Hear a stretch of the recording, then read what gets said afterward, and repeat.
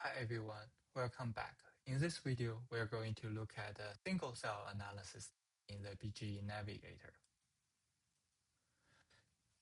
This tab gives you access to an interactive single-cell analysis dashboard where you can explore cell type classification, gene expression, and more. It's a great complement to the genome browser.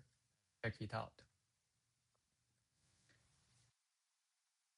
The tool lets you do things like that the genome browser can't, like generate UMAP plots to see how cell type cluster, create gene box plotter or gene box plots to compare expression across cell types, and build heat maps for multi-gene analysis. Once the dashboard loads, you will see the interface. The tool comes with its own home and a tutorial page. Let's try to explore UMAP plot. Like the genome browser, it features a full screen button. We can use F4 shortcut to enter and exit the full screen. It supports a maximum of 4 UMAPs side by side. Let's just use the first one and load the example. The dataset is from SNM3seq using CH methylation. If we're generating variable UMAP, it will use a region to generate the UMAP. Click Generate Variable UMAP. Then this is a UMAP colored by different regions.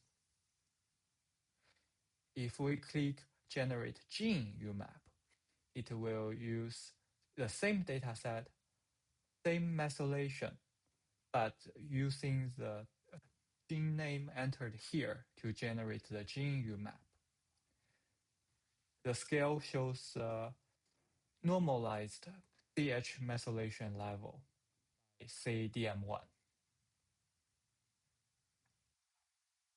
If we go to gene box plot, if we load the example, click generate box plot, it will use the RNA data from the pair tag experiment.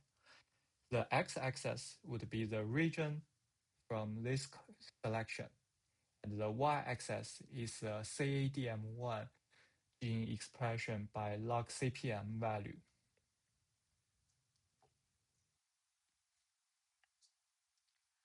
Last, we can use this tool to generate heat map. Again, we can use the example provided here. The first one is data selection. The second one can be other things. For example, still CH methylation. The selection in the third box will be your x-axis. For example, subclass here. And here you enter a list of genes, then that will be your y-axis. This is your gene heat map. That's a single cell analysis tab. Feel free to explore more. Thank you for watching.